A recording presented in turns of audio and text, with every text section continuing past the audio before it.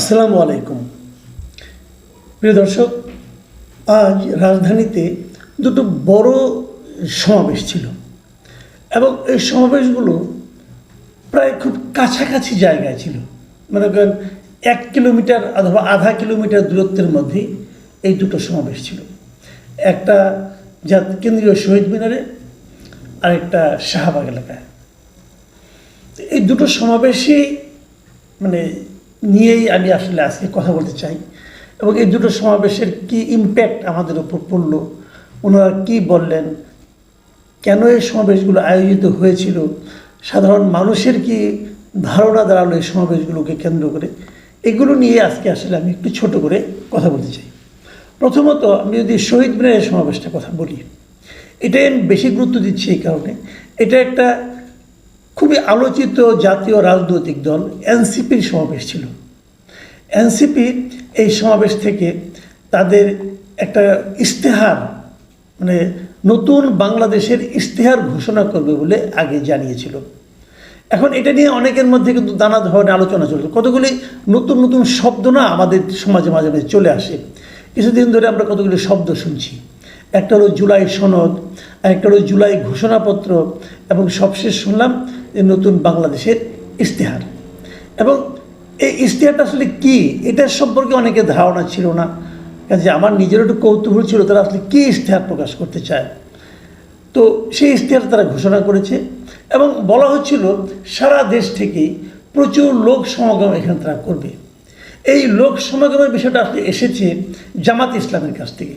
কারণ কিছুদিন আগে জামাতে ইসলাম যে সমাবেশটা করেছিল সোহরাওয়ার্দী উদ্যানে, সেই সমাবেশে প্রচুর লোক হয়েছিল এবং এই যাদের প্রচুর লোক হওয়া নিয়ে জামাত কিন্তু বেশ গর্বও করেছিল।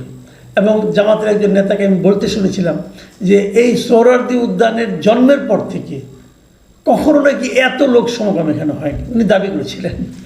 এবং সেই সঙ্গে উনি এ দাবিও করেছিলেন যে ঐতিহাসিক 7ই মার্চের যে ভাষণ এই মাঠেই দিয়েছিলেন বঙ্গবন্ধু শেখ মুজিবুর রহমান, তখনও নাকি এত লোক হয় নাই। যা হোক উনি বলেছেন, এবং ওনাকে আমি যতটুকু চিনি ওই 7ই মার্চের সময় ওনার বয়স হয়তো অতটা ছিল না যে ওই জনসভা উনি ছিলেন। যা হোক তবু বলেছেন, বলার জন্য বলেছেন। কিন্তু এটার আরেকটা ইম্প্যাক্ট, সেটা হলো এই জনসভাটা মানুষের মধ্যে একটা অনেকের মধ্যে অনেকেই ভাবতে শুরু করেছিল এত লোক হয়েছে, তাহলে হয়তো দেখি অন্য অন্যদের জনসভায় কেমন লোক হয়। এরকম একটা চ্যালেঞ্জ কিন্তু প্রকাশ্যে না হলেও অপ্রকাশ্যে ছিল। আবার অনেকে এমন ব্যাখ্যাও দিয়েছেন যে জামাত যেরকম বড় জনসভা করেছে, একজন আমাকে এমনও বলেছেন, একজন সিনিয়র সাংবাদিক, তিনি বলেছেন যে জামাতের ভোট আসলে এই কয়টাই, সারা দেশে জামাতের যে কয়টা ভোট আছে সবগুলি ভোটকে তারা এখানে আনতে পেরেছে। ওনার বক্তব্য থেকে যেটা বোঝা যায় জামাতের নেতা কর্মী সমর্থকের বাইরে আসলে জামাতের তেমন কোনো ভোট নেই। যাই হোক, সেটা হতেও পারে, নাও হতে পারে, আমি জানি না, ওই আলোচনায় বরং আমি আজকে না যাই। যে কথাটা বলছিলাম যে জামাতের এই সমাবেশের পর থেকে সবার মধ্যে একটা চ্যালেঞ্জ তৈরি হয়েছিল যে তাদের সমাবেশগুলিতে কত লোক হবে। আমি যদি খুব সহজ ভাষায় বলি, এনসিপির জনসভায় আমার বিবেচনায় প্রত্যাশিত জনসমাগম হয়নি। অনেকগুলি মিছিল এসেছে, কোনো মিছিলে 10 জন, কোনো মিছিলে 15 জন, কোনো রাতে 20 জন। আমি এরকম মিছিলই দেখেছি বেশি, যেগুলো আমি টিভির পর্দায় যেগুলো দেখেছি। খুব বেশি একটা জনসমাগম হয়নি। একটা মিছিল দেখলাম রাজশাহী থেকে আসছে, সেখানে লোক সংখ্যা খুব বেশি হলে 20 জন হবে। তো এরকম যদি হয় তাহলে তো খুব বেশি একটা লোক হওয়ার কথা না।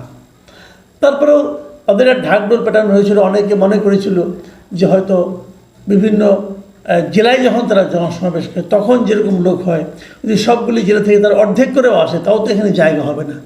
কিন্তু বাস্তবে সেরকম হয়নি। যখন না হয়েছে তখন একটা সন্দেহ কাজ করেছে।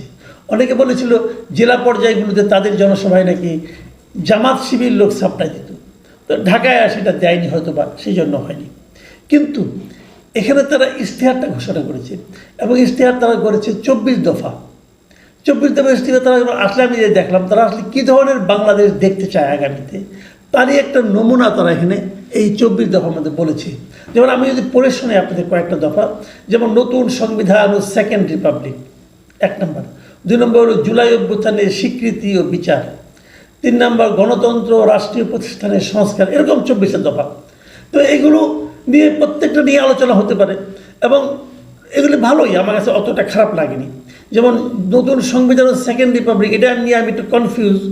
সংবিধান যে নতুন করে একটা হচ্ছে এটা তো আমরা বুঝতেই পারছি, এবং এটা তারা তো চেঞ্জ করবে করে নতুন একটা সংবিধান করবে। এবং একজন বক্তা তো ওখানে বলেওছে যে আগের সংবিধানটা ছিল একটি দলের সংবিধান, এটা হবে অনেক, যাই হোক এটার মধ্যে আবার একটি দলকে বাদ দিয়ে সংবিধান করা হবে, তো সেটা তো বোঝাই যাচ্ছে। যাই হোক এটা নিয়ে নতুন করে কী বলবো। তো এইগুলি ওনারা চান, এই 24টা জিনিস চান তারা।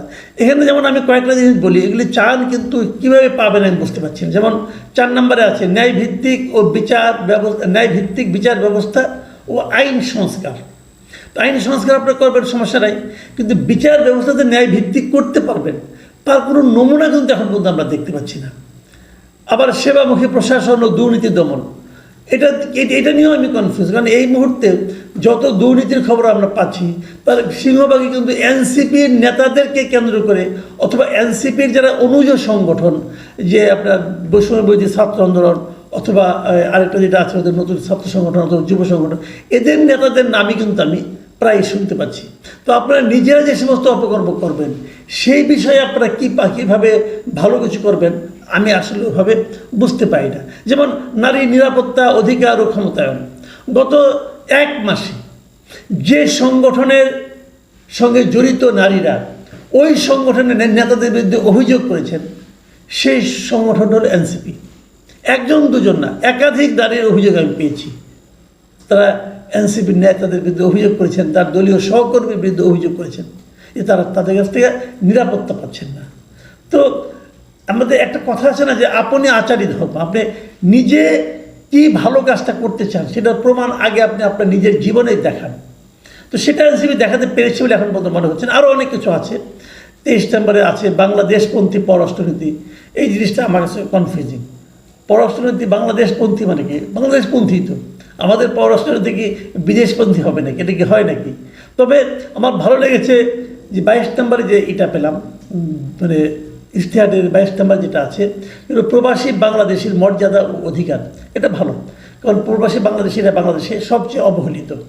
আমাদের বিভিন্ন দেশে যে আপনার দূতাবাসগুলো আছে, এই দূতাবাসগুলোতে আমাদের ওখানকার যারা প্রবাসী বাংলাদেশি আছে তারা এত অবহেলা পায়, এত আমলাতান্ত্রিক জটিলতার মধ্যে তাদেরকে পড়তে হয়, যে আসলে বলে শেষ করা যায় না। যদি এই জিনিসটা ওনারা চেঞ্জ করা যে দাবিটা তুলেছেন, আমার মনে হয় এটা খুবই একটা ভালো দাবি। এখন আমরা বরং আসি যে এই অনুষ্ঠানে অনেক নেতৃবৃন্দ বক্তব্য দিয়েছেন। সার্জিস আলম দিয়েছেন, হাসনাত আবদুল্লাহ দিয়েছেন, এবং ওনাদের মূল নেতা নাহিদ ইসলামও বক্তব্য দিয়েছেন। আমি নাহিদ ইসলামের বক্তব্যটা একটু আপনাদেরকে শেয়ার করতে চাই আপনাদের সঙ্গে। সেখানে উনি যে কথাগুলি বলেছেন আমার কাছে মোটামুটি খারাপ না, শুনতে ভালোই শোনা যায়।